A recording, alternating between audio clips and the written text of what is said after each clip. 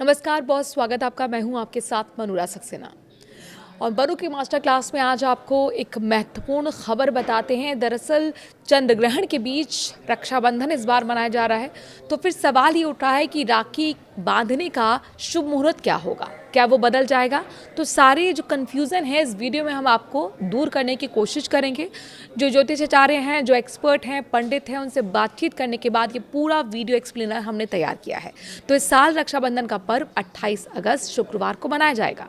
हिंदू पंचांग के मुताबिक ये दिन श्रावण मास की पूर्णिमा है, जिसे भाई बहन के प्रेम और पवित्र रिश्ते के प्रतीक के रूप में बेहद खास माना जाता है। इस दिन बहनें अपने भाई की कलाई पर राखी बांधकर उसकी सुख, समृद्धि और लंबी उम्र की कामना करती हैं, जबकि भाई बहन की रक्षा और हर परिस्थिति में उसका साथ देने का संकल्प लेते हैं। इस बार रक्षाबंधन का दिन इसलिए भी चर्चा में है क्योंकि 28 अगस्त को आंशिक चंद्र ग्रहण पड़ने वाला है। हालांकि ग्रहण की दृश्यता हर स्थान पर एक जैसी नहीं होगी। भारत में इसके दिखाई ना देने की स्थिति में धार्मिक मान्यताओं के मुताबिक सूतक और पूजा पाठ से जुड़े नियम भी अलग तरीके से देखे जाते हैं। ऐसे में रक्षाबंधन के दिन ग्रहण का क्या प्रभाव रहेगा और भाई को राखी बांधने का सही समय क्या होगा, पूरी जानकारी इस वीडियो में। रक्षाबंधन श्रावण मास की पूर्णिमा तिथि को मनाया जाता है। साल 2026 में पूर्णिमा तिथि 27 अगस्त प्रातः यानी सुबह 9:08 से 28 अगस्त सुबह 9:48 तक रहेगी। इस वजह से रक्षाबंधन का पर्व 28 अगस्त को मनाया जाएगा। 28 अगस्त को लगने वाले चंद्र ग्रहण आंशिक चंद्र ग्रहण है। इसकी वैश्विक अवधि करीब 5 घंटे 36 मिनट की रहेगी। ग्रहण का अधिकतम चरण लगभग प्रातः 9:45 और अंतिम चरण करीब 11:21 तक समाप्त हो जाएगा। चंद्र ग्रहण की दृश्यता स्थान के अनुसार अलग अलग होगी। भारत में ग्रहण दिखाई नहीं देगा, तो वहीं दुनिया के कुछ अन्य हिस्सों में इसे देखा जा सकेगा।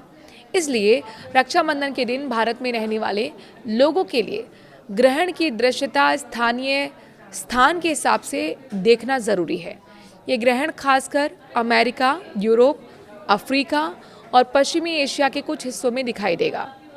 चंद्र ग्रहण को नंगी आंखों से सुरक्षित रूप से देखा जा सकता है, इसीलिए इसे देखने के लिए आंखों पर किसी विशेष सुरक्षा उपकरण की जरूरत नहीं होती। धार्मिक मान्यताओं में सूतक काल की गणना ग्रहण की स्थानीय दृश्यता से जोड़ी जाती है।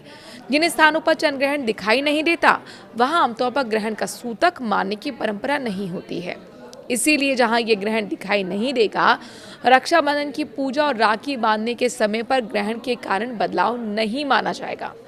हालांकि अलग अलग पंचांग और परंपराओं में नियमों को लेकर अंतर हो सकता है, इसीलिए स्थानीय पंचांग को प्राथमिकता देना ज़्यादा सही रहेगा। आंशिक चंद्र ग्रहण में पृथ्वी की छाया चंद्रमा के केवल एक हिस्से को ढकती है।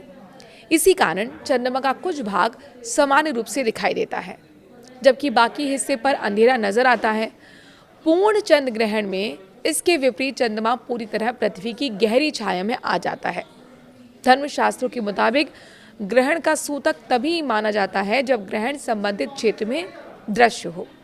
चूंकि दोनों ग्रहण भारत में दिखाई नहीं देंगे, इसलिए मंदिरों में पट बंद करने, पूजा अर्चना रोकने या फिर धार्मिक अनुष्ठानों में किसी प्रकार का कोई परिवर्तन करने की जरूरत नहीं होगी। चंद्र ग्रहण तब होता है जब पृथ्वी सूर्य और चंद्रमा के बीच आ जाती है और उसकी छाया चंद्रमा पर पड़ती है। ग्रहण के अशुभ असर से बचने के लिए हनुमान जी की पूजा करनी चाहिए। हनुमान चालीसा का पाठ जरूर करें। भगवान शिव और माता दुर्गा की आराधना करनी चाहिए।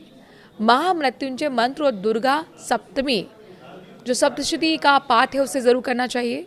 28 अगस्त को जो राखी बांधने का समय है वो सुबह 5:58 से लेकर 9:48 तक बताया गया है।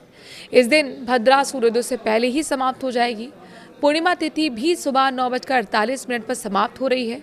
इसलिए ग्रहण के कारण गुरुग्राम में राखी बांधने के समय में बदलाव की जरूरत नहीं है। और ज्योतिषीय गणनाओं के मुताबिक चंद्र ग्रहण के समय चंद्रमा कुंभ राशि में रहेगा।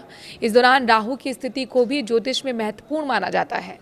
ग्रहण के प्रभाव को लेकर ज्योतिषीय मान्यताएं अलग अलग हो सकती हैं और किसी राशि पर इसके असर को निश्चित वैज्ञानिक तथ्य नहीं माना जाता। कुछ ज्योतिषीय मान्यताओं के मुताबिक ग्रहण का प्रभाव व्यक्ति की राशि और कुंडली के आधार पर अलग हो सकता है और इसका असर कुछ समय तक महसूस किया जा सकता है। रक्षाबंधन के दिन बहनें भाई की लंबी उम्र और सुख समृद्धि की कामना करते हुए राखी बांधती हैं।